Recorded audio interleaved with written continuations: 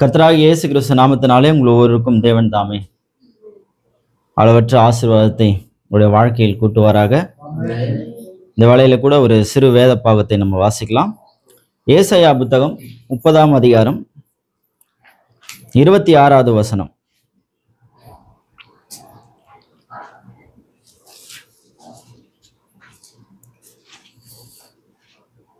வாசிக்கிறேன். எடுத்தவங்க பக்கத்தை சொல்லுங்க. இல்லை, 835 30வது அதிகாரம் 16வது வசனம், 26 26 வசனம், 30 26. ஓகே. கர்த்தர் தமது ஜனத்தின் முறிவை கட்டி அதன் அடிகாயத்தை குணமாக்கும் நாளிலே சந்திரனுடைய வெளிச்சம் சூரியனுடைய வெளிச்சத்தை போலவும் சூரியனுடைய வெளிச்சம் ஏழத்தனையா 7 பகலின் வெளிச்சத்தை போலவும் இருக்கும். வாசிக்கப்பட்ட அவருடைய வார்த்தையோடு கூட கர்த்தர் தமது அளவற்ற ஆசீர்வாதத்தை கூட்டுவாராக. நம் கண்களை மூடி சிறிது நேரம் ஜெபம் எடுக்கலாம். வானாதி வானங்களும் கொள்ளாத மகா பெரிய தேவனே, வானத்தையும் பூமியும் படைத்த சர்வ வல்லமுள்ள தேவனாகிய கர்த்தாவே, இந்த ஆசீர்வதிக்கப்பட்ட அருமையான உயிர்த்த இந்த நாளில் ராஜாவே, ஒரு விசையாய் ஆண்டவரே ஏதோ கர்த்தாவே என் டைம் மெசேஜ் ஆண்டவரே ஏதோ கர்த்தாவே ECF மூலமா ராஜாவே கர்த்தாவே அடியனை உடைய சமூகத்தில் கொண்டு வந்ததுக்காக உமக்கு நன்றி செலுத்துகிறோம் ஆண்டவரே. ஆண்டவரே, சகோதரன் சொன்னது போல உங்களுடைய வாழ்க்கையில் எதுவுமே எதிர்ச்சியாக நடைபெறுவதில்லை ஆண்டவரே. எல்லாமே தேவனால் முன் நியமிக்கப்பட்ட ஒன்று என்று விசுவாசிக்கிறோம் ஆண்டவரே. எந்த கர்த்தாவே இயேசுவே பரிசுத்தாவியானவர் ரூத்தை போவாசுடைய வயலுக்கு டைரக்ட் பண்ணினாரோ, எந்த ஆண்டவரே பரிசுத்தாவியானவர் ரெபேக்காலை கிணற்றன்றைக்கு வழிநடத்தினாரோ, அதே பரிசுத்த ஆவியானவர் இந்த காலை வழியில் ராஜாவே ஆண்டவரே ஏதோ கர்த்தாவே இந்த ECF சர்ச் மூலமாக ராஜாவே உடைய பிரசன்னத்தை நாங்கள் வரும்படியாய் எங்களை வழிநடத்தின இந்த மகா கிருபைக்காக உமக்கு நன்றி செலுத்துகிறோம் ஆண்டவரே. சகோதரனுக்கு ஆண்டவரே நேற்று தினத்தில் நீ பாராட்டினே அந்த மகா கிருபைகளுக்காய் தயவுகளுக்காய் இரக்கங்களுக்காய் நாங்கள் உமக்கு நன்றி செலுத்துகிறோம் ஆண்டவரே. நாங்கள் உறங்கினாலும் நாங்கள் விட்டாலும் நீர் ஒரு காலம் உறங்குதில்லை தேவன் எல்லாம் பார்க்கிறோம் ஆண்டவரே. அனாதின் ஆண்டவரே கிருபைக்காய் உமக்கு நன்றி செலுத்துகிறோம். இந்த வேளையில் கூட கர்த்தாவே இந்த ஆராதனை முழுதுமாய் உங்களை கரத்தில் ஒப்பு கொடுக்கிறோம் ஆண்டவரே. நீரே எங்கள் மத்தியில் பிரதானமாய் இருக்கும்படியாய் விசேஷித்தமாய் இருக்கும்படியாய் ஒப்பு கொடுக்கிறோம் ஆண்டவரே. செய்யப்படுகிற ஒவ்வொரு காரியங்களிலும் நீரே மகிமை எடுத்துக்கொள்ளும் ஆண்டவரே. அடியனை காட்சியில் அகற்றி ஆண்டவரே இந்த இடத்தை நீர் எடுத்துக்கொள்ளும்படியாய் வந்திருக்கிற ஒவ்வொரு பிள்ளைகளையும் ஆசீர்வதியும் ஆண்டவரே. வந்தது வந்தவனமாய் செல்லாதபடி கர்த்தாவே ஏதோ ஒரு காரியத்தை ஆண்டவரே அவர்களை பெற்றுக்கொண்டு செல்ல கர்த்தாவே. இந்த அம்மா ஒரு சீசரோடு இருதயத்தில் பேசினது போல கர்த்தாவே இந்த கால வேளையில் அவருடைய இருதயங்களோடு நீ பேசும்படியாய் நாங்கள் செபிக்கிறோம் ஆண்டவரே. இயேசுவே கர்த்தாவே அந்த தசனைக்குள்ள பட்டணத்தை காட்டிலும் கர்த்தாவே இயேசுவே அவர்கள் ஆண்டவரே அதிகமாய் தேவனிடத்தில் நம்பிக்கை கொண்டிருந்தால் என்று பார்க்கிறோம் ஆண்டவரே. இயேசுவே நீ இரக்கம் பாராட்டும்படியா நாங்கள் செபிக்கிறோம். இயேசு கிறிஸ்து நாமத்தினால் வேண்டிக் கொள்கிறோம். ஆமென்.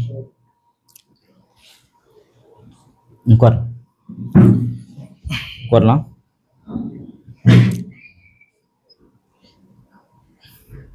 தேவன் தாமே எங்களை ஒரு ஆசீர்வதிப்பாராக. சகோதரன் என்னுடைய பேர் சொல்லிட்டார், வில்லியம். அந்த சென்னைப்பட்டிலேருந்து வரேன். அருமையான ஒரு மனைவி, ஒரு சிறு பிள்ளை இருக்காங்க. கர்த்தர் எனக்கு கொடுத்த கிருபையை ஏதோ ஒரு இடத்துல எங்கே அழைக்கிறாங்களோ அங்கே சென்று நான் மெசேஜை ப்ரீச் பண்ணிகிட்ருக்கேன். அருமையான சகோதரனை ஏறக்குறைய எனக்கு ஒரு 2 வருஷமாக தெரியும். ஃபஸ்ட் டைம் அவருடைய மெசேஜை நான் யூடியூப்பில் பார்த்துட்டு அந்த மெசேஜை நான் உட்கார்ந்து முழுதுமாக கேட்டபோது எனக்குள்ள ஏதோ ஒரு காரியம் அவரோடு கூட என்னை இணைத்தது. ஏன்னா சகோதரன் பிரசங்கம் பண்ணுகிற அந்த மெசேஜ் தான் ஆல்ரெடி நான் அந்த மெசேஜில் ரொம்ப தீரமாக இருந்துட்டுருக்கு. இது போல் ஒரு மெசேஜ் யார் ப்ரீச் பண்ணுவான்ட்டு நான் நீண்ட நாட்களாக எதிர்பார்த்து கொண்டிருக்கேன். சகோதரனுடைய மெசேஜை கேட்ட உடனே அவருடைய நம்பரை நான் எடுத்து அவருக்கு நான் ஃபோன் செஞ்சேன். அதன் பிறகு அவருடைய காரியங்கள் அவர் அதை அன்பாக ஏற்றுக்கொண்டு எப்பொழுதெல்லாம் வேதத்தை படித்து நான் மெசேஜை படித்து அவரிடத்தில் நான் அநேக கேள்விகள்லாம் எழுப்புவேன். அநேக ஒரு தெரிந்து கொள்றதுக்கான காரியங்கள்லாம் கேட்பேன். அவர் எனக்கென்று டைம் ஒதுக்கி அது எவ்வளோ நேரம் ஆனாலும் பரவாயில்ல, சகோதரி கூட அவர் வெளியே சென்றிருந்தா கூட அந்த டைமில் கூட பேசுவாங்க. எனக்கு ரொம்ப கஷ்டமாக இருக்கும். எல்லா டைம்லுமே இப்படி வார்த்தைக்கு ரொம்ப இம்பார்ட்டன்ஸ் கொடுத்து ரொம்ப வாஞ்சியோடு அந்த சகோதரன் கேட்குறாருன்னு சொல்லிட்டு அவருடைய சொந்த வேலைகள்லாம் விட்டுட்டு எனக்காக அந்த காரியத்தில் அவர் செய்யறதை பார்க்கும்போது நல்ல குணாதிசயம் சொன்ன ஒரு சகோதரன் நம்ம தந்திருக்கிறார். ஆமென். வார்த்தையின் மேல் அவ்வளோ ஒரு தீரமான ஒரு சகோதரன், வாஞ்சை கொண்ட ஒரு சகோதரன். அதே போல் வார்த்தையை ரொம்ப காம்ப்ரமைஸ் எல்லாமே அவர் போதிப்பார். ஆமென். எந்த விதமான ஒரு காம்ப்ரமைஸும் இருக்காது. யாருக்காகவும் எதுக்காக இல்லை, சத்தியம் எது இருக்கோ அது மட்டும் தான் அவர் பிரீச் பண்ணுவார். ஆமென். அவரை பத்தி பேசாதீங்க பிரதர்ட்டு முன்னாடியே சொல்லிட்டார். தேவனை பத்தி மட்டும் பேசுங்க அப்படி சொல்றாரு. இப்ப தேவன் அவர் என்ன செஞ்சாரோ அதுதான் நான் இங்க பேசிட்டேன். அல்லேலூயா.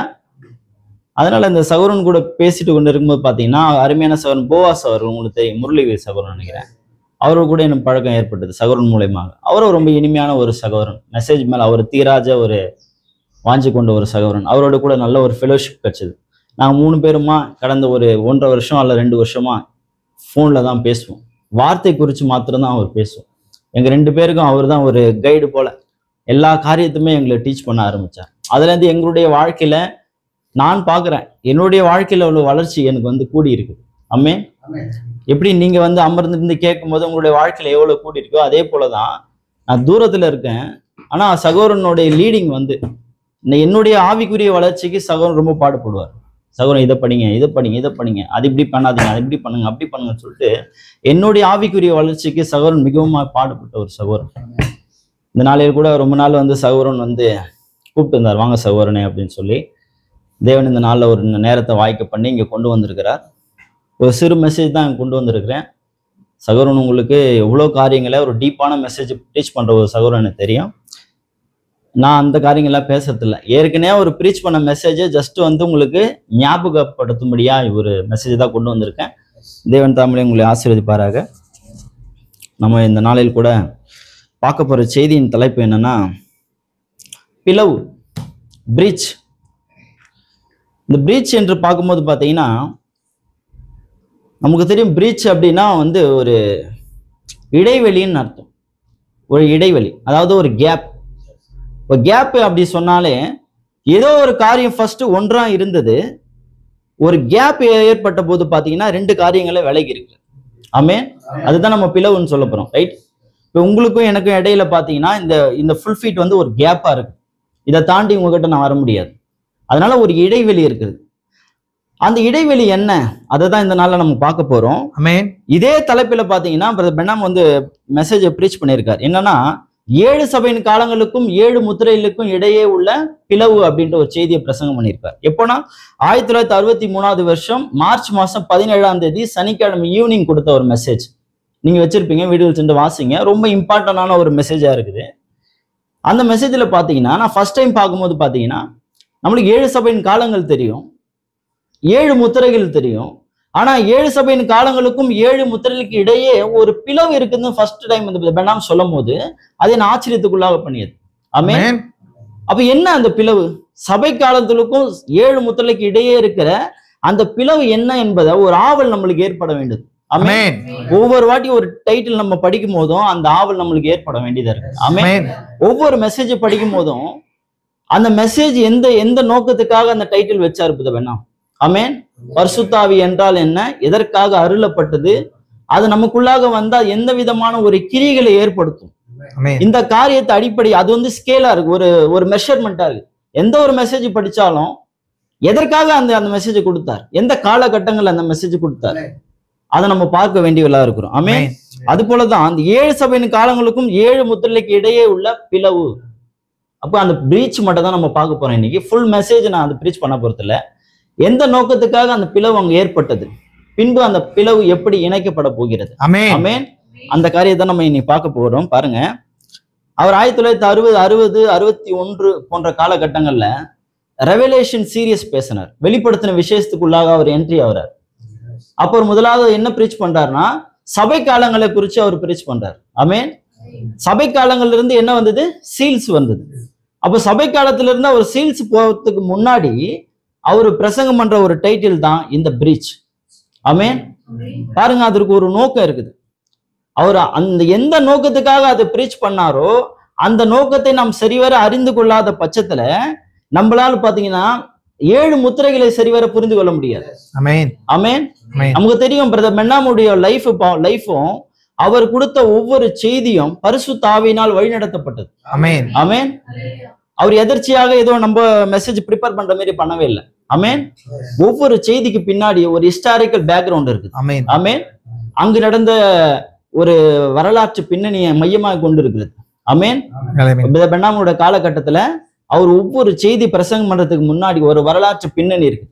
அங்க நடந்த இயற்கையான சூழல்கள், அங்க நடந்த போர்க்களங்கள், அங்க நடந்த யுத்தங்கள், அங்க நடந்த அரசியல் ஏற்பட்ட மாற்றங்கள், ஆமென், ஆவிக்குரிய விதத்தில் எந்த தீர்க்க தரிசனம் அங்க கரெக்டா நிறைவேறிக்கிறது, இதெல்லாம் மையமா வைத்துதான் தேவன் பிரதர் பெண்ணாம புஷ் பண்றார். இன்னைக்கு மெசேஜ் கொடுங்க அப்படின்னு சொல்றாங்க.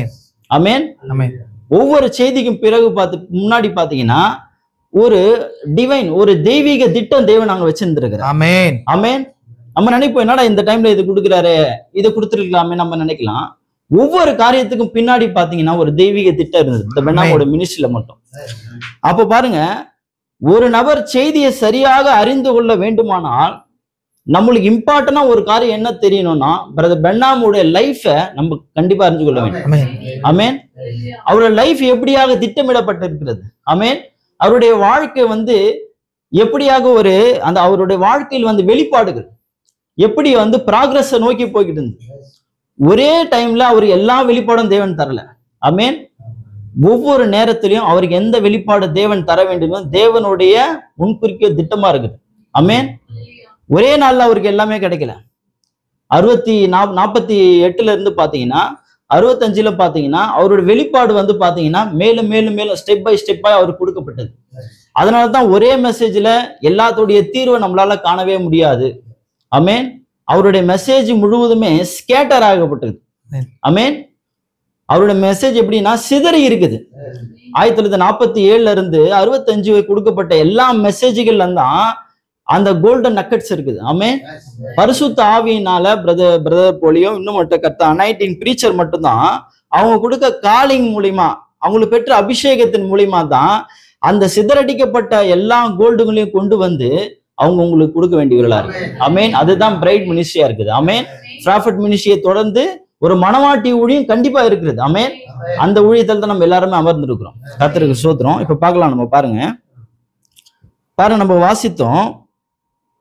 ஏசாயா சொல்றாரு, ஒரு நாள் உண்டு, அப்பொழுது சந்திரனுடைய வெளிச்சம் சூரியனுடைய வெளிச்சத்தை போலவும் இருக்கும். ஆமென். இப்ப பாருங்க, நமக்கு தெரியும் சந்திரன் சூரியனை போல பிரகாசிக்காது. ரைட்? சந்திரன்னா என்ன? சந்திரன்னா என்ன? மூன், நிலா சொல்லுவாங்களா, அதுதான் சந்திரனா இருக்கு. அதனுடைய வெளிச்சம் சூரியனுடைய வெளிச்சத்தை போலவே இருக்காது. ஆமென். சூரியனுடைய வெளிச்சம் பிரகாசிக்கிற வெளிச்சமா இருக்கிறது. சந்திரனுடைய வெளிச்சம் அதை விட குறைவா இருக்கிறது. தேவன் ஆதியில பாத்தீங்கன்னா 2 மகத்தான சுடர்களை உண்டாக்கினார். ஒன்று பாத்தீங்கன்னா பகலை ஆள உண்டாக்கினார், அதுதான் சூரியனா இருக்கிறது. ஆமென். அந்த சூரியனுடைய வெளிச்சத்தை நம்ம பாத்தீங்கன்னா நடுப்பகல் போயிட்டு அதை டைரக்டடா பார்க்க முடியாது நம்மளால. ஒரு 5 மினிட்ஸ், ஒரு 5 செகண்ட் கூட நம்மளால பார்க்க முடியாது. ஏன்னா கண்ணே போயிடும். அவ்வளவு பிரகாசிக்கிற வெளிச்சமா இருக்கிறது. இன்னொரு சுடரை உண்டாக்கினார், அது இரவை ஆள தேவன் உண்டாக்கினார். அது பாத்தீங்கன்னா சந்திரனா இருக்கிறது. அது இரவு முழுதும் நம்ம பார்த்து கொண்டே இருக்கலாம். நம்மளுக்கு கண்களுக்கு எந்த விதமான ஒரு தொந்தரவும் அது ஏற்படுத்தாது. ஆமென். அது பாருங்க, பவுல் இதுல கூட சொல்றாரு பாருங்க, 1 கொரிந்தியர் 15:41 சொல்றாரு, சூரியனுடைய மகிமையும் வேறு, சந்திரனுடைய மகிமையும் வேறு, நட்சத்திரங்களுடைய மகிமையும் வேறு, நட்சத்திரங்களுக்கு நட்சத்திரம் விசேஷமா இருக்கிறது. ஆமென். இப்ப பாருங்க, தேவனுடைய வலது கரத்துல எத்தனை நட்சத்திரங்கள் இருந்தது? 7 நட்சத்திரங்கள், 7 வித்தியாசமான நட்சத்திரங்கள். ஆமென். நம்மளுக்கு தெரியும் 7 நட்சத்திரங்கள் 7 சபை தூதர்களா இருக்கிறாங்க. ஒவ்வொரு நட்சத்திரமும் ஒவ்வொரு நட்சத்திரத்தை விட வித்தியாசமான தூதர்களா இருந்தாங்க. அவங்களுக்கு கொடுக்கப்பட்ட அழைப்பு, அவங்களுக்கு கொடுக்கப்பட்ட வெளிப்பாடு, அவங்களுக்கு கொடுக்கப்பட்ட கிஃப்ட் எல்லாமே பாத்தீங்கன்னா ஒரு தூதன்ல இருந்து ஒரு தூதனுக்கு வித்தியாசப்பட்டவர்களாகுது. அதனாலதான் பவுல் சொல்றாரு, நட்சத்திரங்களுக்கு நட்சத்திரம் வித்தியாசமா இருக்கிறது. ஆமென். நம்ம மார்ட்டின் லூத்தர் எடுத்துன்னு போயிட்டு ஜான் வெஸ்லி கூட ஒப்பிட முடியாது. ஆமென்.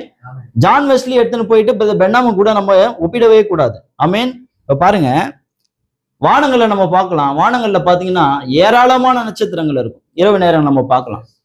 ஒரு நட்சத்திரத்தை விட இன்னொரு நட்சத்திரம் பாத்தீங்கன்னா பெரிதா இருக்கும். ஒரு நட்சத்திரத்தை விட இன்னொரு நட்சத்திரம் பிரகாசிக்கும். ஒரு நட்சத்திரத்தை விட இன்னொரு நட்சத்திரம் குறைந்த வெளிச்சமா இருக்கும். இவையே ஏன் அவங்களுக்குள்ள பாத்தீங்கன்னா எந்த விதமான பாகுபாடும் இருக்காது. ஆமென். எந்த விதமான அவங்களுக்கு பாத்தீங்கன்னா தாழ்வு மனப்பான்மையோ, எந்த ஒரு காரியத்தை தேவன் ஏன் சிருஷ்டித்தார், எந்த ஒரு கொஸ்டினும் அவங்க மத்தியில் இல்லை. ஆமென். அவங்க எல்லாம் தெய்வீக திட்டத்துல சரியாக சுழன்று கொண்டு இருக்கிறது. ஆமென். அதனாலதான் எப்பவுமே வந்து ஒரு ஊழியக்காரனை மற்றொரு ஊழியக்காரனோடு கூட ஒப்பிடக்கூடாது. ஆமென். அவங்களுக்கு கொடுக்கப்பட்ட ஆற்றல், அவங்களுக்கு கொடுக்கப்பட்ட கிஃப்ட், அவங்களுக்கு கொடுக்கப்பட்ட வெளிப்பாடு, இது எல்லாமே ஒரு ஊழியக்காரன் வந்து இன்னொரு ஊழியக்காரனுக்கு வித்தியாசப்பட்டவரா இருக்குது. ஆமென். ஆமென். அதனாலதான் ஒரு ஊழியக்காரனை இன்னொரு கூட என்ன பண்ணக்கூடாது, ஒப்பிடவே கூடாது. ஆமென். பாருங்க, இதை என்ன சொல்லுகிறார் பாருங்க, இதுல கவனிங்க.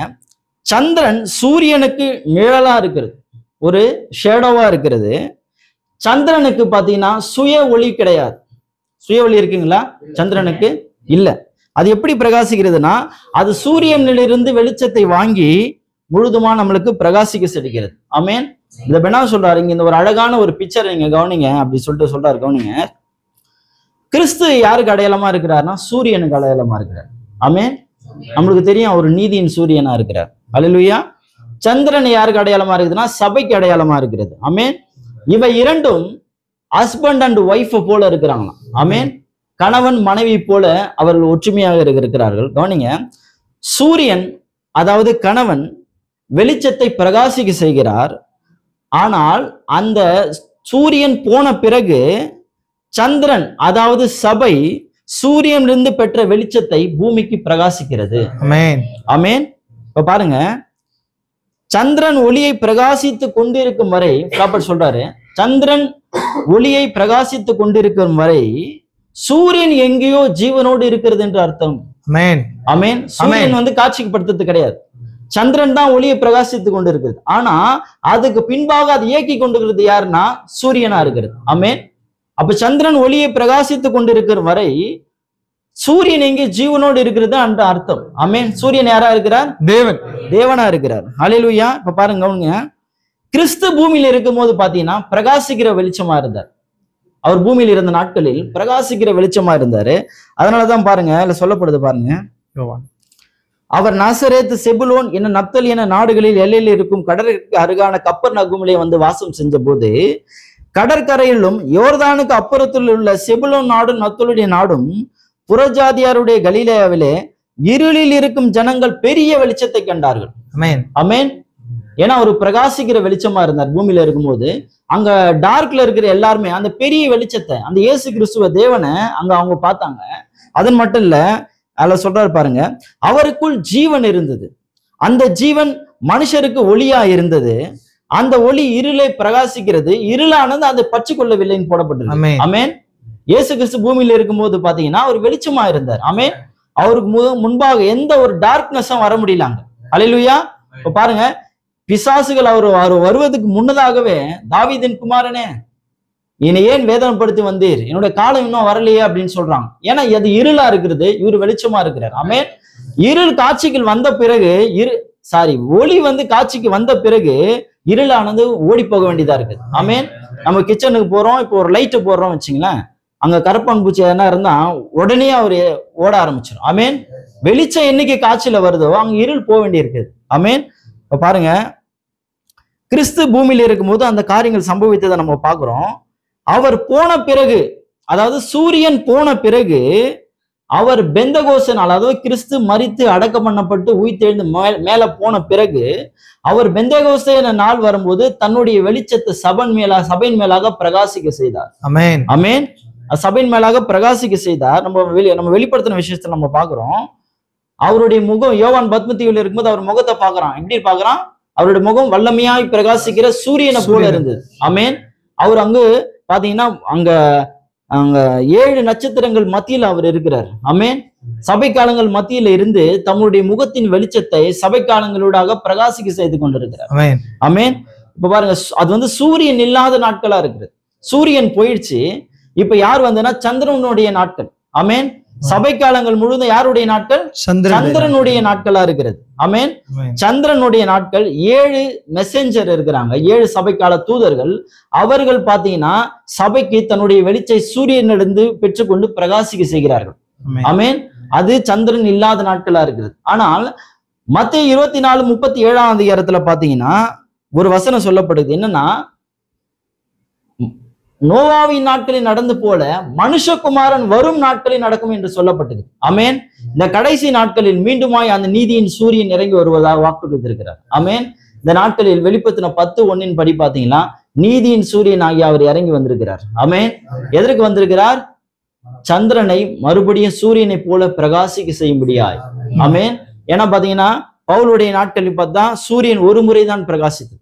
ஆமென். ஆமென். இரேனியசுடைய காலத்தில் ஒரு முறை பிரகாசித்தது. இப்படி 6 சபை காலங்களிலும் ஒரு முறை மட்டுமே பிரகாசித்த சூரியன் இந்த கடைசி நாட்களில் 7 முறை பிரகாசிக்க செய்ய போகிறது. ஆமென். சந்திரன் சூரியனை போலவே பிரகாசிக்க செய்ய வேண்டியதா இருக்கு. ஆமென். எல்லாவற்றிலும் சந்திரன் சூரியனை போலவே. ஆமென்.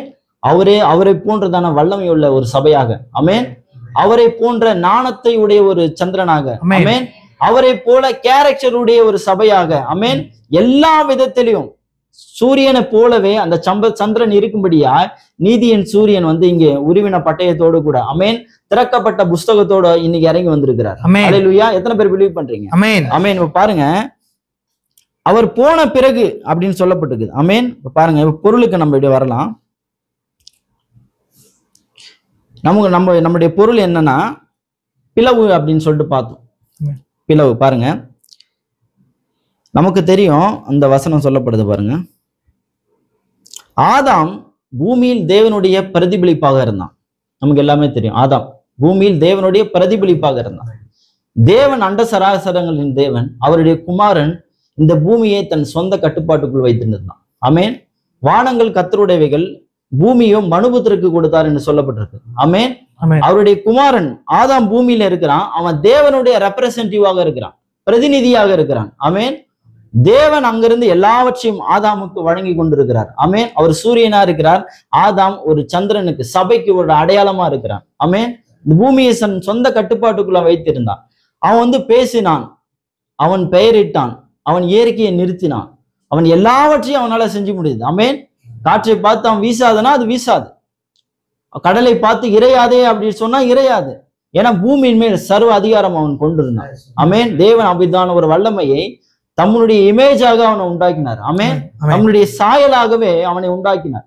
ஆதாம் பூமியில இருக்கிறது தேவனே பூமியில இருக்கிறதுக்காக இருக்கு. ஆமென். தேவனுடைய எல்லா காரியங்களும் ஒரு போர்ஷன். ஆமென். ஃபுல்னஸ் கிடையாது, ஒரு போர்ஷன் ஆதாம் பெற்றுக்கொண்டிருந்தான். ஆமென். தேவனை போலவே அவன் இருந்தான். இயற்கையின் மேல் அதிகாரம் கொண்டிருந்தான், மிருக ஜீவன் மேல் அதிகாரம் கொண்டிருந்தான்.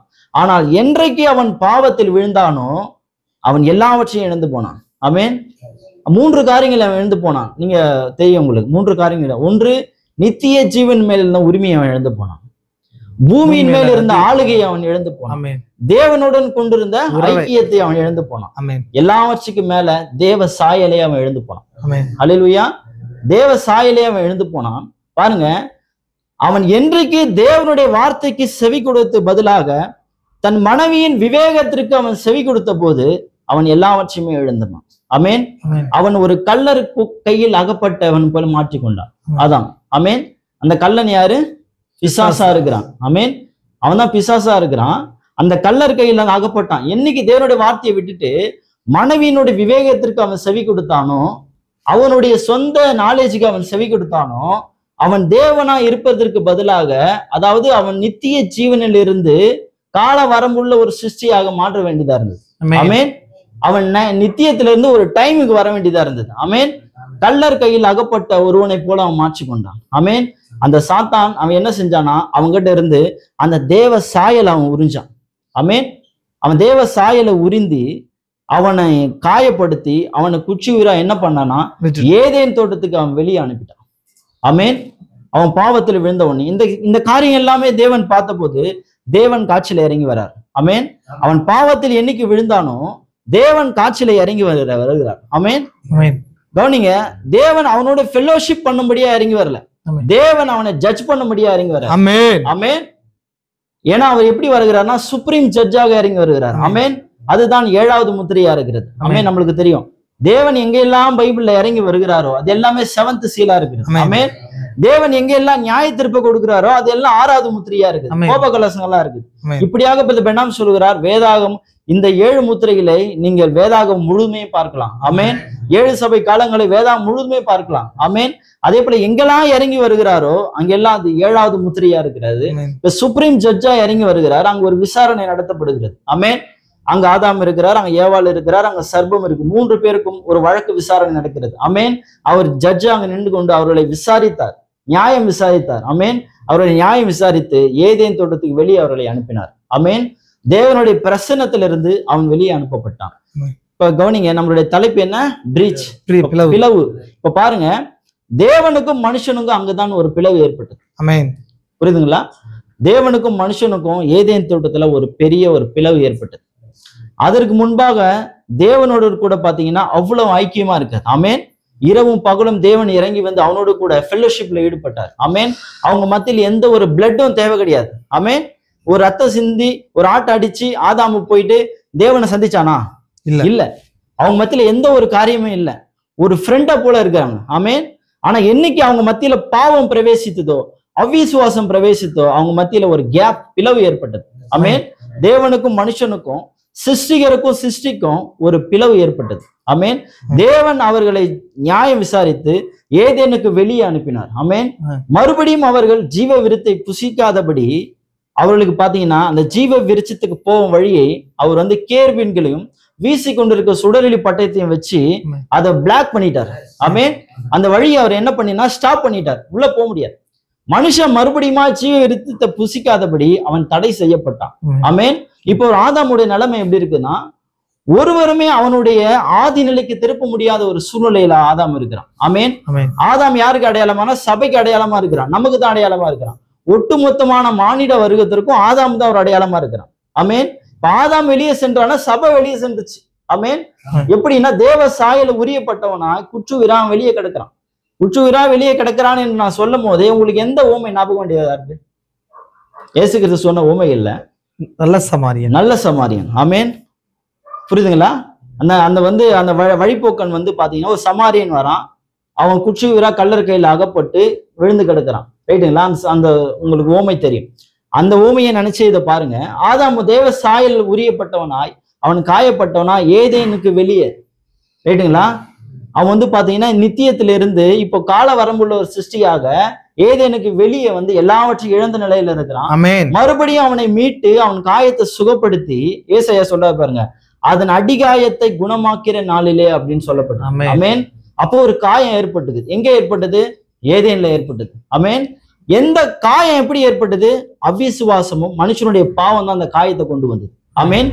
தேவனுக்கும் மனுஷனுக்கு எந்த ஒரு பிளவு எது கொண்டு வந்தது? அவிசுவாசமும் பாவமும் தான் ஏற்பட்டது. ஆமென். இப்ப பாத்தீங்கன்னா அவனை மீட்டு அவன் காயத்தை சுகப்படுத்தி மறுபடியும் அவன் எங்கே இருந்தாலும் அந்த ஸ்தானத்துக்கு கொண்டு போக ஒரு மனிதன் அங்க இல்லை. ஆமென். ஒரு மனுஷன் அங்க பாத்திரவான் இல்லை. இப்ப பாருங்க, அந்த சமாரியனுடைய ஓமையை கவனிங்க, அதே போல இதை கவனிங்க. இப்ப பாத்தீங்கன்னா அங்க ஏனோக்கு வருகிறார், உயிரோடு எடுத்துக்கொள்ளப்பட்ட ஏனோக்கு வருகிறார். அவர் சபையை பார்க்கிறாரு, அவரால் உதவி செய்ய முடியாத அந்த பக்கமா விலகி போனார். ஆமென். அதன் பிறகு பாத்தீங்கன்னா பண்டைய ஆபிரகாம் வருகிறார், அவர் வந்து பாக்குறாரு, அவராலும் முடிவே இல்லை, அவரும் விலகி போனார். ஆமென். அதன் பிறகு பாத்தீங்கன்னா 10 கட்டளை வாங்கின மோசஸ் இறங்கி வருகிறார், அவரு பாக்குறாரு, அவராலும் அதை மீட்க முடியல, அவரும் அந்த பக்கமாக விலகி போகிறார். உயிரோடு எடுத்துக்கொள்ளப்பட்ட எலியா கர்மேல் பருவத்துல பாத்தீங்கன்னா 450 பாகால் தீர்க்க தரிசிகளை வெட்டி போட்ட எலியா ஒரு எழுப்புதல் பிரசங்கி, அவர் வந்து பாக்குறாரு, அவராலும் மீட்டுக்கொள்ள முடியவே இல்லை. ஆமென்.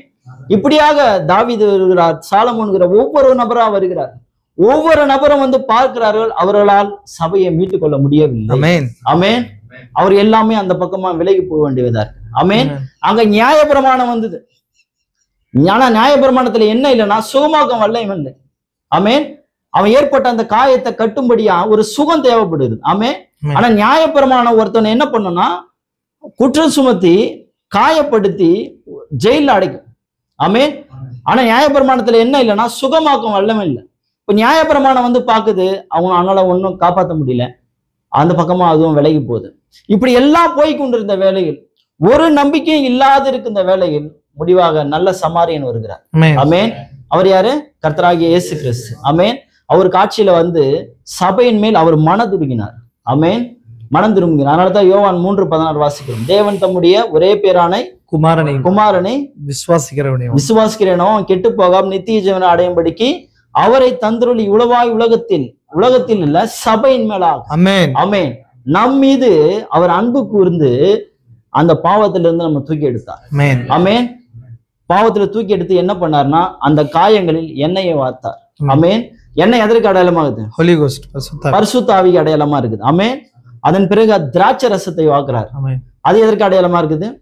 வெளிப்பாட்டினால் வரும் ஊக்குவித்தல். ஆமென். ரைட்டுங்களா? இப்ப எண்ணெயும் கொடுக்கிறாரு, திராட்சை ரசமும் வாக்குறாரு. பின்பு தன்னுடைய சுய வாகனத்தில் அந்த சபையை ஏற்றி எங்க கொண்டு போறாருன்னா சபைக்கு கொண்டு போகிறார். ஆமென். சத்திரத்துக்கு கொண்டு போகிறார். சத்திரம் எதற்கு அடையாளமாகுதுன்னா சபைக்கு அடையாளமா. ஆமென். இப்ப பாருங்க, கல்வாரியில கிறிஸ்து வந்தவொடனே பாத்தீங்கன்னா அந்த பாவத்துல இருந்து எந்த பாவத்துல நம்ம விழுந்தோமோ அந்த பாவத்துல நம்ம எடுத்து நம்மளுக்கு பாத்தீங்கன்னா நம்ம காயத்துல எண்ணெயை வார்த்து திராட்சை ரசத்தை வார்த்து நம்ம என்ன கேட்டோம்னா சபையிலிடத்தில் நம்ம சபையை ஒப்பு கொடுத்துட்டு போயிட்டார். ஆமென். 7 சபை காலங்கள் புரியுதுங்களா? எபேசு, சிமிர்னா, பெர்கமு, தியத்திரா, சர்தை, பிலதெல்பியா, லவோதிக்கியா 7 சபையின் காலங்களிடத்துல தன்னுடைய சபையை ஆதாமை விழுந்து போன அவனை மீட்டெடுத்தவனை அவர் ஒப்புவித்து போனார். ஆமென்.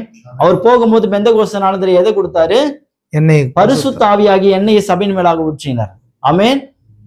தேவனுடைய வெளிப்பாடுகளை கொடுத்தார். அதனாலதான் பேதுரு பரிசுத்த ஆவியின் இடையே இருந்தனா தேவனுடைய வார்த்தையை அவன் பேசுறான். ஆமென். அங்க பாத்தீங்கன்னா சத்திரக்காரர் இருந்தாங்க.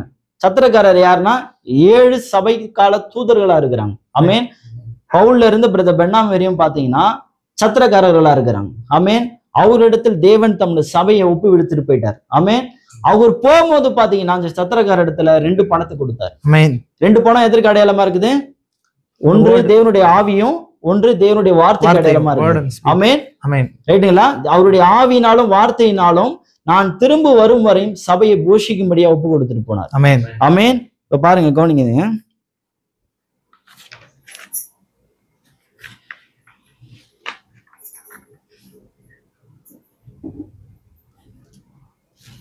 அவர் சபையை பாத்தீங்கன்னா சத்திரக்காரர் கையில் ஒப்பு கொடுத்துட்டு போயிட்டாரு.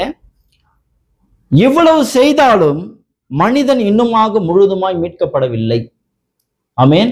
இவ்வளவு காரியம் அவர் கல்வாரியில செஞ்சாலும் மனுஷன் இன்னுமாக மீட்கப்படவில்லை. ஏன்னா மீட்பு என்பது என்ன அர்த்தம்னா அவன் எங்கிருந்து விழுந்தானோ அதே இடத்துக்கு போறதுதான் மீட்பாரு. ஆமென். ஆமென். இது நல்ல சமாரியன் என்ன வந்தாரு, அவனை மீட்டெடுத்து அவன் காயத்தை கட்டி மறுபடியும் அவன் எந்த இடத்துல இருந்து வந்தான்? அந்த நல்ல சமாரியன் எருசலேம்ல இருந்து வந்தான். ஆமென். அப்போ மறுபடியும் எருசலேமுக்கு போறதுதான் மீட்பா இருக்க முடியும். ஆமென். ஆனா இவர் என்ன பண்ணாருன்னா சத்திரக்காயில ஒப்பு கொடுத்துட்டு அவர் போயிட்டார். ஆமென். சபையை இன்னைக்கு என்ன பண்ணாருன்னா சத்திரக்காயில ஒப்பு கொடுத்துட்டு அவர் போயிட்டார். ரைட்டுங்களா? அது ஒரு போர்ஷன் தான் செய்யப்பட்டது. அதனாலதான் கல்வாரியில் தேவன் நம்மை முழுதுமாக மீட்கப்படவில்லை. அதை என்ன சொல்றாரு? முழுதுமாக கல்வாரியில் நம்ம மீட்கப்படவில்லை. ஏன்னா மீட்பு என்றாலே 2 பாகம் இருக்கு. ஒண்ணு வெளியே வரது, ஒண்ணு உள்ளே செல்றது. ஆமென். பாருங்க, கல்வாரியில் என்ன பண்ணாருன்னா நம்ம எதுல விழுந்தோம்? பாவத்துல விழுந்தோம். அதுல இருந்து நம்ம வெளியே எடுத்துட்டார். ஆமென். அல்லேலூயா. ஆமென். இப்ப 2வது காரியம் என்னன்னா நம்ம எதுல இருந்து விழுந்தோம்? நித்தியத்திலிருந்து விழுந்தோம். ஆமென். ஆமென். ஆதாம் எதையெல்லாம் வைத்திருந்தானோ அந்த ஒரிஜினல் கண்டிஷனுக்கு மறுபடியும் பொறுத்துதான் மீட்பு. ஆமென். அப்பதான் மீட்பானது கம்ப்ளீட் ஆகும். ஆமென். இப்ப கல்வாரியில என்ன பண்ணாருன்னா பாவத்துல இருந்து நம்மளுக்கு மீட்பு கொடுத்துட்டார். அல்லேலூயா. சபையை எடுத்துட்டு போயிட்டு சத்திர கையில ஒப்பு கொடுத்துட்டு அவர் போயிட்டார். இப்ப நான் மறுபடியும் திரும்ப வருவேன்னு சொல்லி இருக்கிறார். அல்லேலூயா. நான் இந்த கடைசி நாட்கள்ல தேவன் மறுபடியும் இறங்கி வந்திருக்கிறார். அல்லேலூயா. அதுதான் 7வது முத்திரையா இருக்குது. வெளிப்படுத்தின 10:1 இருக்குது. கவனிங்க, இதுல பாருங்க. அந்த மீட்பு கல்வாரியிலே அவர் செஞ்சிருந்தாருன்னா வெளிப்படுத்தின விசேஷம் 5ஆம் அதிகாரத்துல யோவான் அந்த சிறு புத்தகத்தை வாங்காத பட்சத்தில் முழு சிருஷ்டியுமே அழிந்து விடுமே என்று அழ வேண்டிய அவசியம் கிடையாது. ஆமென். ஏன்னா கல்வாரியில எல்லாமே அவர் செஞ்சுட்டாரு. இப்ப யோவான் நீங்க எதுக்கு அழுகுறான்? ஏன் அப்படின்னா மீட்பு இன்னும் கம்ப்ளீட் ஆகலன்னு அர்த்தம். ஆமென். கல்வாரியில் நம்மளுக்கு என்னன்னா ஆத்தும ரீதியான ஒரு மீட்பை தேவன் கொடுத்தார் கல்வாரியில். ஆமென். ஆத்தும சுகத்தை நம்மளுக்கு கொடுத்தார். இன்றைக்கு பாத்தீங்கன்னா நம்மளுடைய சரீர மீட்பு நம்மளுக்கு தேவையா இருக்கு. ஆமென். ஆமென். சரீர மீட்பு மட்டும்தான் நம்மளை மேல கொண்டு போகும். ஆமென். இப்ப கவனிங்க, இல்ல சொல்ற பாருங்க. மல்கியா 4ஆம் அதிகாரம் 1-2 வசனங்கள்.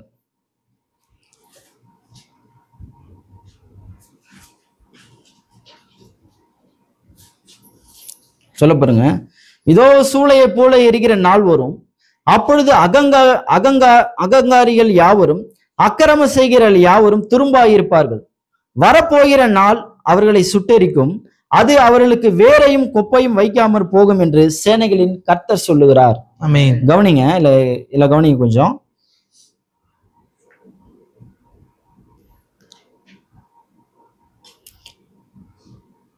ஒரு நாள் வரப்போகிறது, அப்பொழுது அந்த நாள் சூளையை போல எரிகிற ஒரு நாளா இருக்கும். நம்மளுக்கு தெரியும் அது எல்லாமே பாத்தீங்கன்னா கோப கலசங்களின் நாட்களா இருக்கிறது. ஆமேன். அது உபத்திரவ காலங்களா இருக்கிறது. ஆமேன். அதற்கு முன்னதாக அந்த உபத்திரவத்திலிருந்து நம்ம எஸ்கேப் ஆகும்படியா நீதியின் சூரியன் ஆகி அவர் இறங்கி வர வேண்டியதா இருக்கு. ஆமேன். அவர் சட்டையின் கீழ் என்ன இருக்கிறது? ஆரோக்கியம் இருக்கிறது. இங்கிலீஷ்ல பாத்தீங்கன்னா ஹீலிங் போடப்பட்டுக்குது. ஆமேன். ஹீலிங்கோட கூட இன்னைக்கு ஆரோக்கியத்தோடு அவர் இறங்கி வந்திருக்கிறார். ஆமேன். இந்த ஆரோக்கியம் எதற்குன்னா, ஏதேன் தோட்டத்தில் ஏற்பட்ட அந்த காயத்தை சுகமாக்கவே இந்த ஆரோக்கியம் வந்திருக்கிறது. ஆமென். புரியுதுங்களா?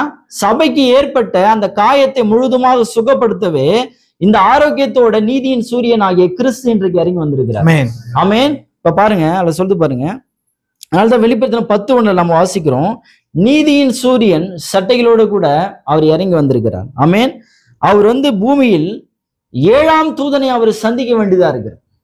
எந்த நோக்கத்துக்காக? அந்த ஆரோக்கியத்தை அந்த தூதனிடத்தில் கொடுக்கும்படியாக. ஆமேன். அதனாலதான் பிரதர் பெண்ணாம் பாத்தீங்கன்னா அரிசோனால பாத்தீங்கன்னா அவர் வேட்டையாடின்னு இருந்தார். அவர் ஃப்ரெண்ட்ஸோடு கூட வேட்டையாடின்னு இருக்கும்போது பாத்தீங்கன்னா 7 ஏஞ்சல் அவர் இறங்கி வராங்க. ஆமேன். அந்த 7 ஏஞ்சல் அவர் மீட் பண்ணும்போது பார்த்தா அவர் கையில ஒரு ஸ்வாடு கொடுக்கப்பட்டது. ஆமேன். இருபுறமும் கருக்குள்ள பட்டயம் கொடுக்கப்பட்டது. அது என்ன? அது சட்டைகளின் கீழாக இருக்கிற ஆரோக்கியமா இருக்கிறது. ஆமேன். அந்த ஆரோக்கியத்தை அவர் பெற்றுக்கொண்ட உடனே கோ டு ஜெஃபர்சன்வில், உடனடியே நீ ஜெஃபர்சன்வில்லுக்கு போ அப்படின்னு சொல்லிட்டு அவர் கட்டளை பிறப்பிக்கப்பட்டது. உடனே அவர் ஹண்டிங் ட்ரிப் எல்லாமே வேட்டையாடுதல ஸ்டாப் பண்ணிட்டு உடனே ஜெஃபர்சன்வில்லுக்கு வருகிறார். உடனே பாத்தீங்கன்னா 7 நாள் கூட்டங்களை அவர் ஏற்படுத்துறார். 7 நாள் கூட்டங்களை ஏற்படுத்தி ஃபர்ஸ்ட் எளிமையை மெசேஜ் பிரீச் பண்றார்.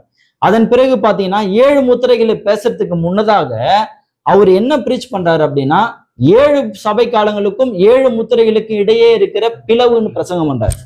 ஆமேன். எதற்காக? அந்த சட்டைகள் கூட எடுத்துன்னு வந்த அந்த ஹீலிங்கை கொண்டு வந்து சபைக்கும் கிறிஸ்துவுக்கும் இடையே இருக்கிற அந்த பிரீச்சை இங்க இணைத்து கட்டுறாரு. ஆமேன். ஹல்லேலூயா. அவர் இணைத்து கட்டுறாரு. ஆமேன். அதுதான் இந்த காலங்களில் சம்பவித்தது. ஆமேன். எதற்காக அந்த கட்டுதல் இருக்குதுன்னா, சபை கிறிஸ்துவை போலவே மாற வேண்டியதா இருக்கு. ஆமேன். ஆமேன். எல்லா விதத்திலும் அவரை போல ஞானத்திலும் அவரை போல வல்லமையிலும் அவரை போல கேரக்டரும் உடையாத ஒரு சபையாக இன்னைக்கு எழுந்து நிற்கும்படியா தேவன் பாத்தீங்கன்னா இந்த கடைசி நாட்கள இறங்கி வந்திருக்கிறார். ஆமேன். அந்த தூதனிடத்துல இந்த மெசேஜ், அதுல இருக்கிற அந்த மிஸ்ட்ரி, அந்த 7 இடி முழக்கினுடைய ரகசியம் தான் அந்த ஹீலிங்கா இருக்கிறது, சுகமா இருக்கிறது. ஆமேன். இன்னைக்கு அதை நம்ம வாசித்து புசிக்கப்படும் போது நம்மளுடைய பாடி சேஞ்ச் அதுலதான் இருக்குது. ஆமேன். மனவாட்டியினுடைய எடுத்துக்கொள்ளப்படுற விசுவாசம் எதுல இருக்குது? 7 இடி முழக்கத்துல இருக்குது. அதனாலதான் இன்னும் தேவன் ஆசீர்வதிப்பாரு, தேவன் நம்மள ரட்சிக்கிறாரு. இந்த காரியங்கள் எல்லாம் நம்ம விட்டு பர்ஃபெக்ஷனை நோக்கி நம்ம கடந்து போக வேண்டியவர்களா இருக்கிறோம். ஆமேன். அந்த சுகத்தை நோக்கி நம்ம கடந்து போக வேண்டியவர்களா இருக்கிறோம். இன்னும் நம்ம தேவனிடத்துல நம்ம கீழ்ப்படியாமும் அவிசுவாசம் நம்ம இருந்து கொண்டு மறுபடியுமா ஏதேனுக்கு நம்ம திரும்ப முடியாது. ஆமேன். ரைட்டுங்களா? அந்த காரியங்களை எடுத்து போடும்படிதான் தேவன் இன்னைக்கு 7 முத்திரைகள் வெளிப்பாடை நம்மளுக்கு கொடுத்திருக்கிறார். ஆமேன். அதை கேட்க அதை படிக்க எல்லா அவிசுவாசங்களும் எல்லா காரியங்களும் நம்ம விட்டு அகன்று போகிறது. ஆமேன். ரைட்டுங்களா? இப்ப பாருங்க, அப்பொழுதுதான் சபையானது மறுபடியுமாக ஏதேனுக்கு திரும்ப வேண்டியதா இருக்குது. ஆமேன். இந்த காலத்துல, இந்த கடைசி காலத்துல இது போல பாத்தீங்கன்னா ஒரு வார்த்தை முழுதுமாக வெளிப்பட்ட ஒரு காலம் இல்லவே இல்லை. ஆமேன். ரைட்டுங்களா? எந்த காலத்திலும் இல்லாத ஒரு மனவாட்டியும் இந்த காலத்துல தான் எழும்ப வேண்டியவர்களா இருக்கும். ஆனா காலத்தை பார்த்தா நம்ம எப்படி இருக்க வேண்டிய, காலத்தை பார்த்தா பவுல் என்ன சொல்றார்? போதகராக இருக்க வேண்டிய நம்ம குழந்தைகள் போல இன்னைக்கு இருக்கிறோம். ஆமேன். குழந்தைகள் போல இருக்கிறோம். ரைட்டுங்களா? எந்த ஒரு காரியத்துல நம்ம பாத்தீங்கன்னா ஒரு தீர்மானம் எடுக்கவே இல்லை. நம்ம ஏதோ நம்ம அப்படியே வாழ்ந்து கொண்டு இருக்கிறோம். ஆமேன். நம்முடைய வாழ்க்கையில இன்னைக்கு ஒரு தீர்மானம் எடுக்க வேண்டியவர்கள். ஆமேன். நீ சட்டையில கூட நீதியின் சூரியன் இறங்கி வந்திருக்கிறார். ஆமேன்.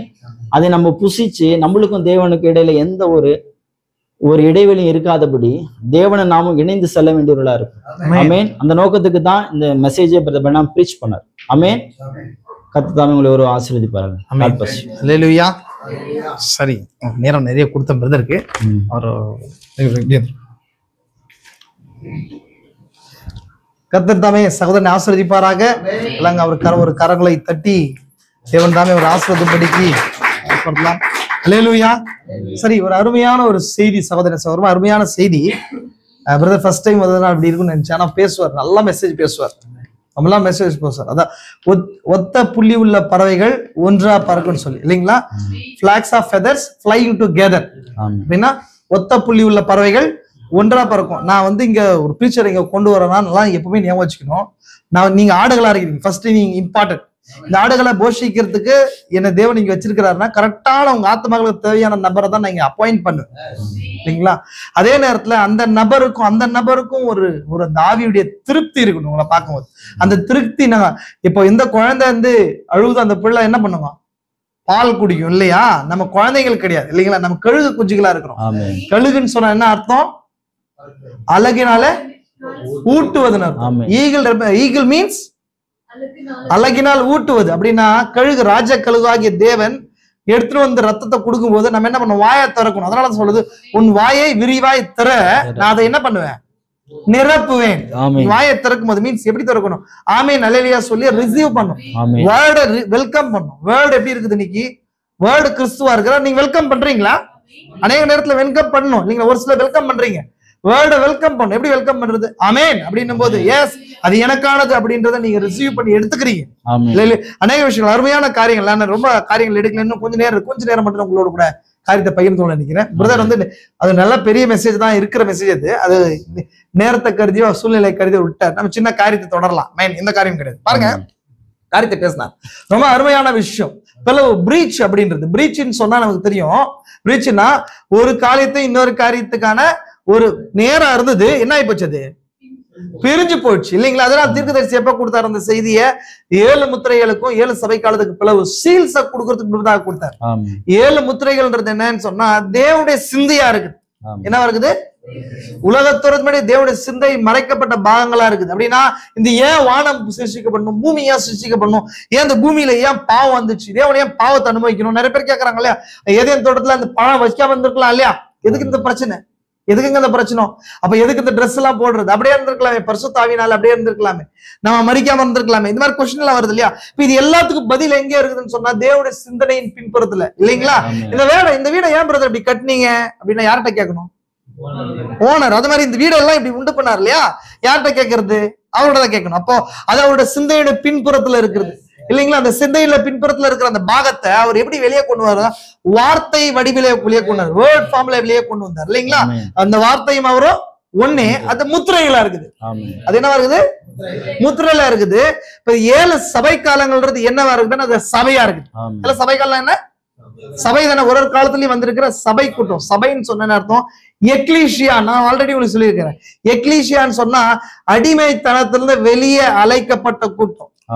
சபைன்னு சொன்னாங்க வெளியே அழைக்கப்பட்ட கூட்டம் அடிமைத்தனத்திலிருந்து. அப்படின்னா எந்த அடிமைத்தனம்? நியாய பிரமாணம்ன்ற அந்த எஜமான் கீழே அடிமையா இருந்த அந்த சபையை தேவன் என்ன பண்ணாரு?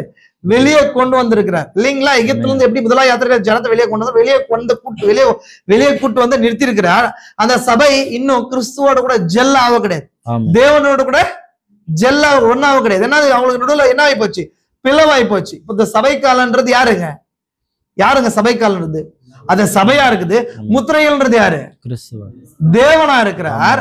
நடுவுல இருக்கிற பிளவு, ஜாயிண்டிங் பிளவு தான் கிறிஸ்து. கரெக்டுங்களா?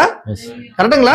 சபை காலமும் நம்ம பார்த்தோம் இல்லையா? இங்க நான் காட்டினேன் உங்களுக்கு. பாருங்க, இந்த சபை எதை எடுத்தாரு? அருமையா எடுத்தாரு. என்ன எடுத்தாருன்னா சந்திரன். ஏன் தீர்க்கதரிசி 7 பிறை நிலவுல வரைஞ்சாரு? சூரியனை வரைஞ்சிருக்கலாம் இல்லையா? 7 சபை காலத்துக்கு ஒரே வரைஞ்சாருங்க. பிறை நிலவுகள். பிறைனா என்னங்க? கடதல் ஏன் எழுத்தர குத்தில் பண்ணுங்க. பிறை நிலவுகள். சந்திரனுடைய பிரதமே சொல்லுவாங்கல்ல, பிரதமேன்னு சொன்னா பிறை நிலவுகள்ல வர்றது. புரிதுங்களா உங்களுக்கு? நான் எடுத்து வச்சிருக்கேன், இருங்க நான் காட்டுறேன் உங்களுக்கு.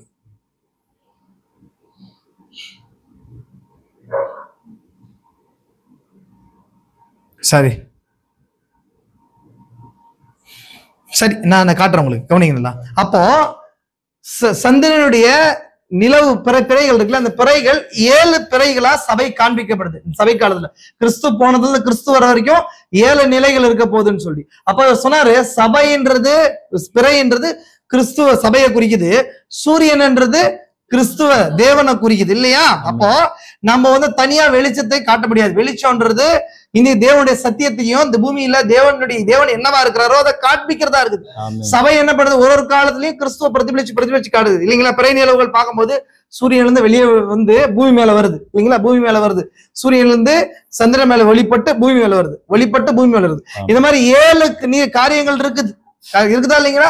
இந்த சபை காலத்துல வந்துச்சு. இன்னைக்கு வரும்போது எல்லாமே பார்ட் ஆஃப் த வேர்ட் தான். ஒரு குறிப்பிட்ட அளவு தான் கிறிஸ்துவ வெளிப்படுத்தி கொண்டே வந்தாங்க. பழைய ஏற்பாட்டுல மோசஸ்குள்ள கிறிஸ்து வந்தார், அபிரகாமுக்குள்ள கிறிஸ்து வந்தார், எலியாக்குள்ள கிறிஸ்து வந்தார், யோசுவாக்குள்ள கிறிஸ்து வந்தார். அவங்க எல்லாம் முழு கிறிஸ்துவான்னு சொன்னா முழு கிறிஸ்து இல்ல இல்லைங்களா? பார்ட் ஆஃப் த கிரைஸ்ட், கிறிஸ்துடைய பாகம். ஆனா இது எல்லாமே சேரும் போதுதான் கிறிஸ்துவா இருந்தார். அபிரகாமுக்குள்ள இருந்த விசுவாசம், மோசேக்குள்ள இருந்த தீர்க்கதரிசியுடைய பாகம், யாக்கோபுக்குள்ள இருந்த கிருபை, அப்ப அது இவரு ஈசாக்குள்ள இருந்த இந்த கீழ்ப்படிதல் அன்பும், ஈசாக்கோ கீழ்ப்படிதலுக்கு அன்புக்கு அடையாளமா. அப்போ இது எல்லாமே கிறிஸ்துவா இருக்கிறாரு இல்லைங்களா? அப்ப கிறிஸ்து தான் என்னவா இருக்கிறாரு? சூரியனுக்கு அடையாளம், நீதியின் சூரியன் அவர் தானே. விசுவாசிக்கிறீங்களா இல்லைங்களா? அப்ப இந்த சபை காலம் வரும்போது கவனம், மேஜரான ஒரு பாயிண்ட சொன்னார் அவரு. அந்த 7 சபை காலத்துல வரும்போது அந்தந்த கால செய்தியை மட்டும் தான் வந்துச்சு. அதெல்லாம் இந்த மெசேஜை பார்த்தா நீங்க பார்க்கும்போது எத்தனை பேர் அது கவனிச்சீங்க தெரியல. ரொம்ப அருமையான டிராயிங் பாருங்க. இது இங்க பாருங்க, இவரு சூரியன், இவர் சூரியன் இல்லையா? இது சூரியன் மீன்ஸ் இதுல எந்த கருப்பும் இல்ல, பியூர் வேர்ட். பியூர் வேர்ட்னா முழுமையான ஒரு வார்த்தை இல்லையா? இந்த 7 சபை காலம் வரும்போது சந்திரன் இது குறைவான செய்தி, சந்திரனுடைய பிறை நிலவுகளுடைய போட்டோ தான் இது எல்லாமே இல்லையா? அப்போ எபேசு சபை காலம் சிமர் 2000 வருஷத்தை இப்படி பிரிச்சிருக்கு. தேவன் சத்தியத்தின்படி பிரிச்சிருக்கிறார். இந்த வெளிச்சம்ன்றது சூரியனை பிரதிபலித்த பாகம். இந்த சூரியனை கொஞ்சம் இந்த சந்திரன் உள்வாங்கி வெளியே கொடுக்குது. எபேசு சபை காலத்துல அதிகமா உள்வாங்கி வெளியே கொடுத்துருக்குது, டார்க்னஸ் இருக்கு இல்லையா? அடுத்து சிமர்னால, அப்புறம் பெர்கமூல், அப்புறம் தியத்ரால, சர்தை, பிலதெல்பியா, லவோதிக்கேயா வரைக்குமே. லவோதிக்கேயால ரொம்ப இருட்டு இருக்குது, வெளிச்சம் கொஞ்சம் தான் இருக்கு இல்லையா? ஆனா எகைன் ஒரு பிரைட் ஏஜ் வருது, திரும்ப ஆதி ஆல்பா ஏஜ் மாதிரி. இந்த இடத்துல சபை திரும்பி எப்படி நிக்குதுன்னு சொன்னா இந்த சூரியனை அப்படியே இங்க கொண்டு வருது அப்படின்னா. அதனால அவர் சொன்னாரு 7 அத்தனையாய் சூரியனுடைய வெளிச்சத்தை. ஒரு நாள் ஒரு சூப்பரான பாயிண்ட், ஒரு நாள் சந்திரன் சூரியனுடைய வெளிச்சத்தை என்ன பண்ண முடியாது? பிரதிபலிக்க முடியுமா? காட்ட முடியும். வேணா அது சுய ஒளிகள் கிடையாது இல்லைங்களா? போட்டான்ஸ் கிடையாது. சந்திரனுக்கு போட்டான்ஸ் தான் லைட். லைட் எப்படி உருவாகுது? நம்ம ஒன்னொன்னுக்கு ஒரு இது கார்பனால் உருவாக்கப்பட்டிருக்கு, இது பிளாஸ்டிக், இது பேப்பர், ஒரு மெட்டீரியல். அந்த மாதிரி லைட் எதனால உருவாக்கப்பட்டிருக்கு? போட்டான்ஸ் இல்லைங்களா? அப்ப இங்க ஒரு நியூக்ளியர் ரியாக்ஷன் நடந்தாதான் சூரியனா வர முடியும் இல்லைங்களா? அது எங்க நடக்குது இப்படின்னு சொன்னா சந்திரனுக்குள்ள நடக்குது. சந்திரனுக்குள்ள நடக்குது. சூரியன் என்னவோ அது சந்திரன் ஆயிடுச்சு அப்படின்னா மணவாளன் என்னவோ அது இப்ப மணவாட்டி ஆயிட்டா. இது மணவாளனுடைய காலம். கிறிஸ்து பூமியில வரும்போது அது மணவாளன், இது மணவாட்டி. அப்படின்னா இந்த ஒளி அப்படியே இது ஒரு பார்ட். அதனாலதான் வானவில் காணப்படுதுங்க. சபை காலத்துல எவ்வளவு இருக்குது? வானவில் ஒரு ஒளி, ஒரு ஒளி தான் கொண்டு வந்துச்சு எல்லாமே இல்லையா? வெப்ஜிஆர் கலர்ஸ் பாக்குற வானவில் எவ்வளவு கலர்ஸ் இருக்குது? 7 கலர்ஸ் இருக்குது. வெப்ஜிஆர் கலர்ஸ். லாஸ்ட் கலர் என்னங்க? ரெட். லாஸ்ட் கலர் ரெட் இல்லைங்களா? அப்ப இந்த ரெட் தான் லவ் குறிக்குது. தீர்க்கதரிசி செய்தி கொடுக்குறாங்க, கரெக்டா லவ் குறிக்குது. இப்ப ஆனா பியூர் ஏஜ் வரும்போது இங்க என்ன நடந்துச்சு சொன்னா அப்படியே இந்த 7 கலரையும் ஒன்னா சேர்க்கும் போது அப்படின்னு சொன்னா உங்களுக்கு தெரியுமா? ஒரு பிரிசமுக்குள்ள, ஒரு பிரிசம்னா ஒரு முக்கோணத்துக்குள்ள ஒளிய நீ உள்ள விட்டு வெளியே எடுத்தீங்கன்னா எவ்வளவு கலர் பிரதிபலிக்கும்? 7 கலர் பிரதிபலிக்கும். திரும்ப அந்த 7 கலரை அதுக்குள்ள அந்த பிரிசமுக்குள்ள விட்டு வெளியேற்றா என்ன கலர் வரும்?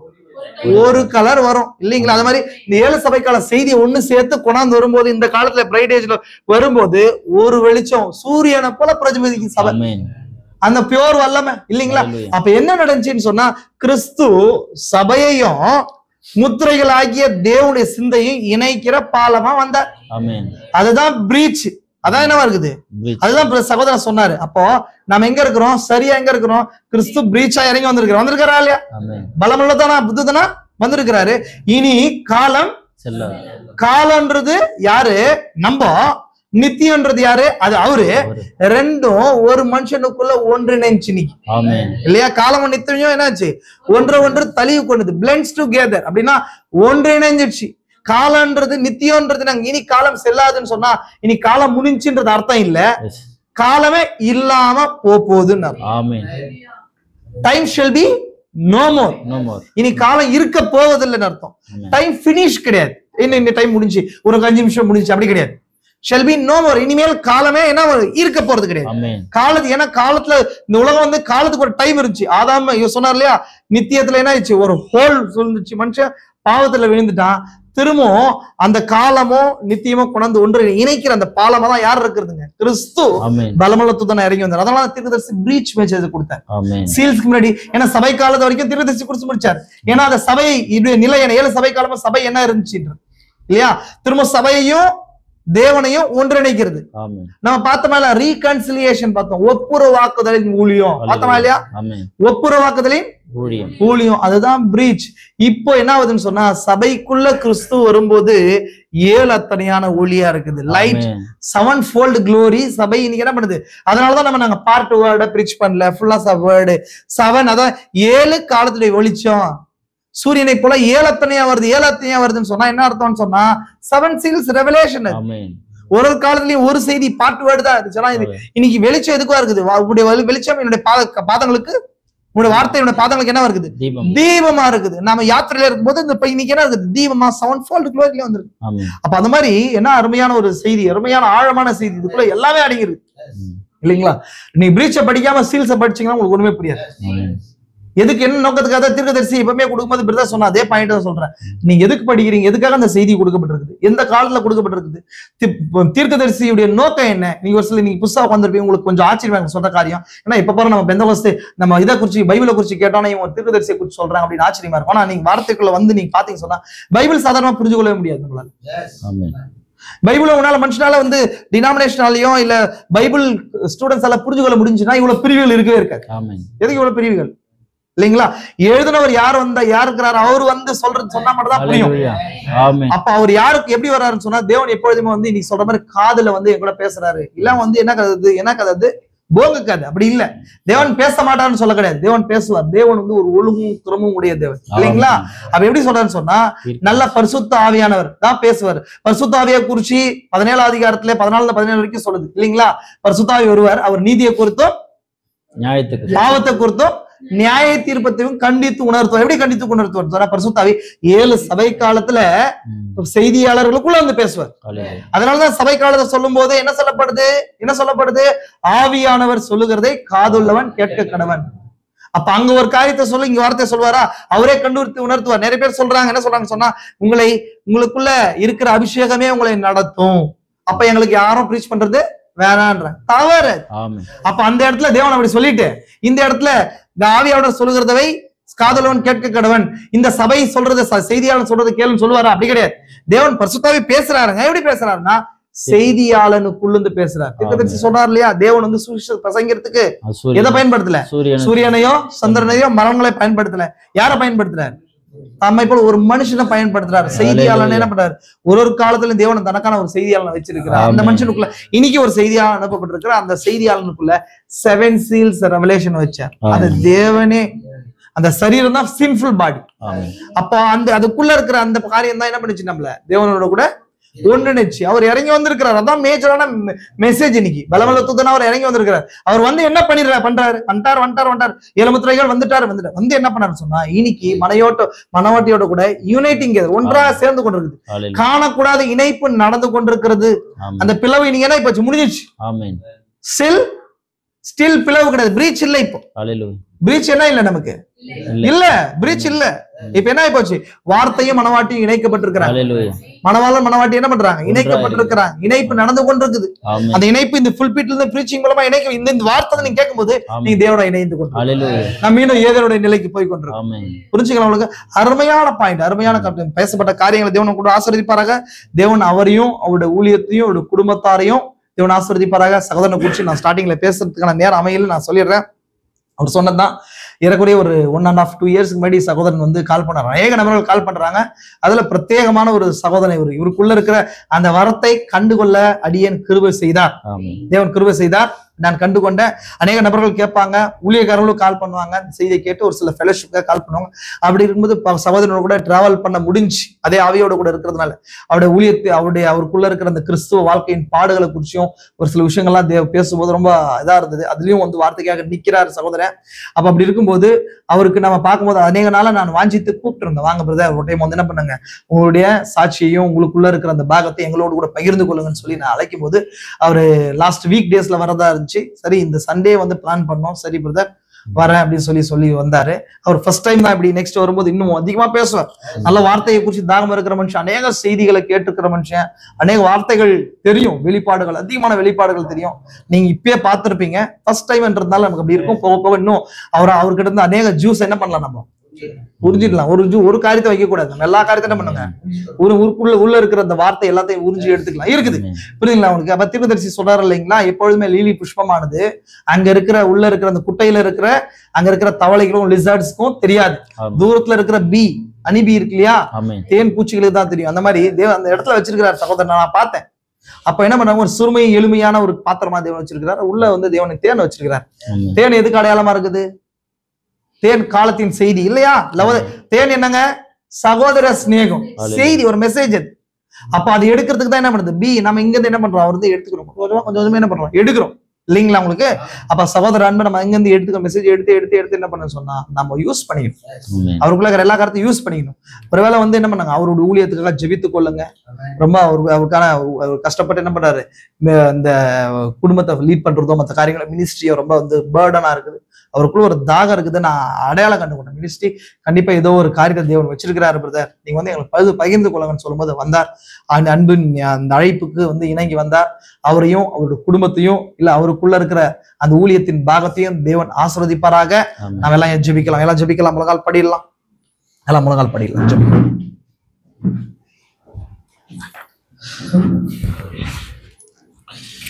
எல்லா கண்களை மூடி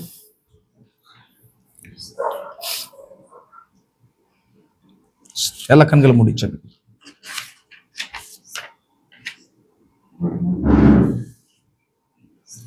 உன்னத தேவனே என் இயேசுராஜனே, உம்மோடு இணைந்திட என் உள்ளம் ஏங்குதையா. உன்னத தேவனே என் இயேசுராஜனே, உம்மோடு இணைந்திட என் உள்ளம் ஏங்குதையா. கண்களை முடிகிறது தாழ்த்துக்கிறத வேலையில சகோதரன் தானியல் பேசப்பட்ட காரியங்களுக்காய், வந்திருக்கிற ஒவ்வொரு விசுவாச குடும்பத்திற்காயும், வந்திருக்கிற தொலை தூரத்துல வந்திருக்கிற சகோதரன் வில்லியம்காகவும் ஒரு குடும்பத்துக்காகவும் ஜெபித்து காரியங்களை முடிக்கும்படி இயேசு கிறிஸ்து நாமத்தினால் அன்பாய் கேட்டுக்கொள்கிறேன்.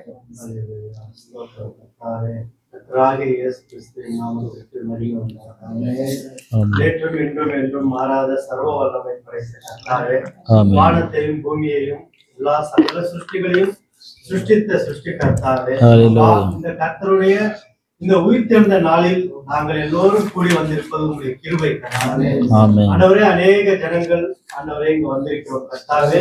தேவனே, ஏதோ ஒரு அவர்களுடைய இதயத்தில் எந்த பாரத்தோடோ ஆண்டவரே, கேள்விகளோடோ, எந்த காரியத்தோடு, எந்த வியாதியோடு, துன்பத்தோடு, கஷ்டத்தோடு, எந்த நிலையில் அவர்கள் வந்திருக்கிறார்களோ நாங்கள் அறியோம் கர்த்தாவே. ஆனால் நீர் அறிவீர் கர்த்தாவே. அந்த வார்த்தையின் மூலம் கர்த்தாவே ஆதியில் உண்டான அந்த பிளவை பற்றி ஆண்டவரே சகோதரனை மறைத்து நீர் பேசினீர். அந்த பிளவு, அந்த பாவம் ஆண்டவரே முற்றிலுமாக எங்களை விட்டு நீங்கி போய்விட்டது கர்த்தாவே. கிறிஸ்து அதற்கு ஆண்டவரே நடுமத்தியில் அந்த பிளவை எடுத்து போட்டார். நன்றி கர்த்தாவே. தேவன் தாமே எங்களை வழிநடத்தும் வழியாக ஆண்டவரே பிரதான தூதனாக ஆண்டவரே இறங்கி வந்திருக்காங்க. அப்பா இங்க வந்திருக்கிற ஒவ்வொருவரையும் பாதத்தில் வைக்கிறோம் கர்த்தாவே. நீர்தாமே ஆண்டவரே அவர்களை மறைத்து கர்த்தாவே தேவனே அவர்களிடத்தில் இருந்து ஆண்டவரே அந்த பிளவை எடுத்து போட்டு கர்த்தாவே தேவனுடைய ஆண்டவரே அந்த நாளுக்கு அந்த எடுத்துக் கொள்ளப்படுதலுக்கு ஆண்டவரே நாங்கள் எல்லோரும் ஆயத்தப்பட்டு கர்த்தாவே போகும்படியாக ஆண்டவரே ஒரு விசை ஆண்டவரே நாங்கள் எல்லோரும் கூடி வந்து இங்க உம்மை ஆராதித்து துதித்து உம்மை மகிமைப்படுத்தி உம்முடைய ஜீவனுள்ள வல்லமையான வார்த்தையை கேட்டோம். அந்த வார்த்தை வெறுமையாய் போகாதபடிக்கு அந்த வார்த்தையை நாங்கள் புசித்து ஆண்டவரே நாங்கள் உட்கொண்டு ஆண்டவரே அதில் வார்த்தையின் வல்லமையினால் நாங்கள் பிரகாசிக்க நீர் கிருபை செய்யும் கர்த்தாவே. ஒவ்வொருவரையும் ஆண்டவரே பாதுகாத்துக் கொள்ளும், வழி நடத்தும் ஆண்டவரே. சகோதரனை மறைத்துக் கொள்ளும் கர்த்தாவே. சகோதரன் செய்யும் ஊழியத்தை ஆண்டவரே நீர் தாமே ஆண்டவரே கிருபையாய் வழி நடத்தும்படியாகவும் ஆண்டவரே நீர் வழி நடத்தும். அந்த குடும்பத்தையும் ஆண்டவரே அந்த சகோதரன் பாதுகாப்பையும் அந்த சகோதரனுக்குள்ள வார்த்தையின் வாஞ்சையும் தாகத்தையும் ஊட்டி ஆண்டவரே மீண்டும் ஒரு முறையாக தேவனுடைய வல்லமையினால் அந்த ஊழியம் ஆண்டவரே அந்த மனுஷகுமாரனுடைய அந்த ஊழியம் அந்த மனவாட்டியின் அந்த ஊழியத்துக்குள்ளாக நாங்கள் பங்கு கொள்ளும்படியாக ஆண்டவரே ஒன்றாய் இணைக்கிறோம் கர்த்தாவே. உங்களுடைய கிருபை எங்கள் அனைவரோடும் இருக்கட்டும் ஆண்டவரே. முதலிருந்து கடைசி வரை